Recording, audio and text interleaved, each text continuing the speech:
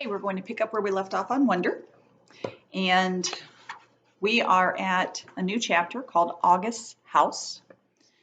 It was already the middle of January, and we still hadn't even chosen what science fair project we were going to work on. I guess I kept putting it off because I just didn't want to do it. Finally, August was like, dude, we have to do this. So we went to his house after school. I was really nervous because I didn't know if August even told his parents about what we had called the Halloween incident. Turns out the dad wasn't even home and the mom was running errands. I'm pretty sure from the 2 seconds that I spent talking to her that Augie had never mentioned a thing about it. She was super cool and friendly toward me. When I first walked into August's room, I was like, whoa, August, you have got a serious Star Wars addiction. He had ledges full of Star Wars miniatures and a huge The Empire Strikes Back poster on his wall. I know, right? He laughed. He sat down on a rolling chair next to his desk, and I plopped down on a beanbag chair in the corner.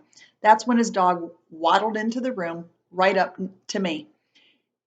He was on your holiday card, I said, letting the dog sniff my hand. She, he corrected me, Daisy. You can pet her, she doesn't bite. When I started petting her, she basically just rolled over onto her back. She wants you to rub her tummy, said August. Okay, this is the cutest dog I have ever seen, I said, rubbing her stomach. I know, right? She's the best dog in the world, aren't you, girlie? As soon as she heard Augie's voice say that, the dog started wagging her tail and went over to him. Who's my little girlie? Who's my little girlie? Augie was saying as she licked him all over the face. I wish I had a dog, I said. My parents think our apartment's too small. I started looking around at the stuff in his room while he turned on the computer. Hey, you've got an Xbox 360. Can we play? I think the book's starting to date itself since all of you are very familiar with Xbox. Dude, we're here to work on the science fair project. Do you have Halo? Of course I have Halo. Please, can we play? He had logged on to the Beecher website and was now scrolling down Miss Rubin's teacher page through the list of science fair projects. Can you see from there? He said. I sighed and went over to sit on a little stool that was right next to him. Cool iMac, I said. What kind of computer do you have?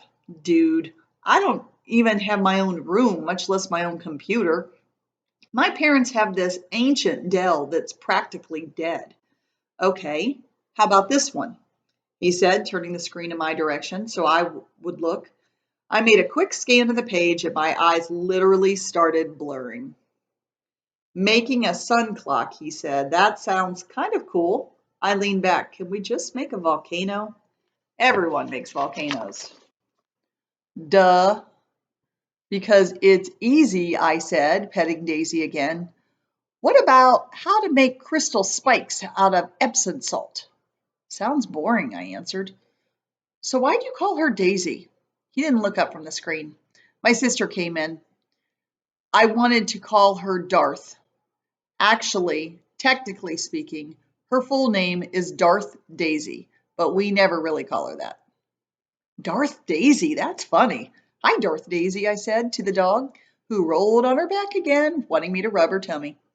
Okay, this is the one, said August, pointing to a picture on the screen of a bunch of potatoes with wires poking out of them. How to build an organic battery made of potatoes. That's something maybe you could do while you're home. Now that's cool, he says. Here you could power a lamp with it. It says here you can power a lamp with it. We could call it the Spud lamp or something. What do you think? Dude, that sounds like way too hard. You know I don't do well at science. Oh, you are better than you think. I got a 54 on my last test in science. No, you didn't. And that was only because we were still fighting and I wasn't helping you. I can help you now. This is a good project, Jack. We've got to do it. Fine, whatever, I shrugged. Just then there was a knock on the door. A teenage girl with dark, wavy, long hair poked her head inside the door. She wasn't expecting to see me. Oh, hey, she said to both of us. Hey, Bea, said August, looking back at the computer screen. Bea, this is Jack. Jack, that's Bea. Hey, I said, nodding hello. Hey, she said, looking at me carefully. I knew the second Augie said my name that he had told her about the stuff that I had said about him. I could tell by the way she looked at me. In fact, the way she looked at me made me think she remembered me from that day at Carvel on Amsford Avenue all those years ago. Augie, I have a friend I want you to meet, okay? She said. He's coming over in a few minutes. Is he your new boyfriend? Augie teased. Bea kicked the bottom of his chair. Just be nice, she said. And then she left the room. Dude, I like your sister, I said. I know. She hates me, right? You told her about the Halloween incident? Yes. Yeah, she hates me. Or, yeah, you told me about the Halloween. Both. This next chapter is short, so I'm going to keep going. The boyfriend. We'll see how it all goes with introducing Bea's boyfriend. 2 minutes later, the sister came back with this guy named Justin. Seemed like a cool enough dude. Longish hair, little round glasses. He was carrying a big, long, shiny silver case that ended in a sharp point on one end. Justin, this is my little brother August, said Bea, and that's Jack. Hey guys, said Justin, shaking our hands. He seemed a little nervous. I guess maybe it was because he was meeting August for the first time. Sometimes I forget what shock it is the first time you meet him. Cool room. Are you Bea's boyfriend? Augie asked mischievously, and his sister pulled his cap down over his face. What's in your case? I said. A machine gun?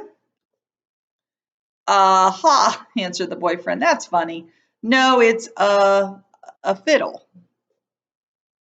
Justin's a fiddler, said Bea. He's in a Zydeco band. What is that? Said August, looking at me. It's a type of music, said Justin. Like Creole music? What's Creole? I said. You should tell people that it's a machine gun, said Augie. Nobody would ever mess with you then. Yeah, I guess you're right, Justin said, nodding and tucking his hair behind his ears. Creole's the kind of music they play in Louisiana, he said to me. Are you from Louisiana? I asked. No, he answered, pushing up his glasses. I'm from Brooklyn. I don't know why this made me want to laugh. Come on, Justin, said Bea, pulling him by the hand. Let's go hang out in my room. Okay, see you guys later. Bye, he said. Bye. As soon as they left the room, Augie looked at me smiling. I'm from Brooklyn, I said, and we both started laughing hysterically. So I am going to stop there. We changed to another person's point of view. We're actually going to hear it from Justin's point of view next. So this is the boy that's Bea's boyfriend, and we'll get to see how he felt about meeting Augie for the first time and what he has learned from the whole situation. So I hope you're enjoying our read alouds with Wonder. We'll get another one posted tomorrow so that we can continue on with our story. We'll talk to you soon.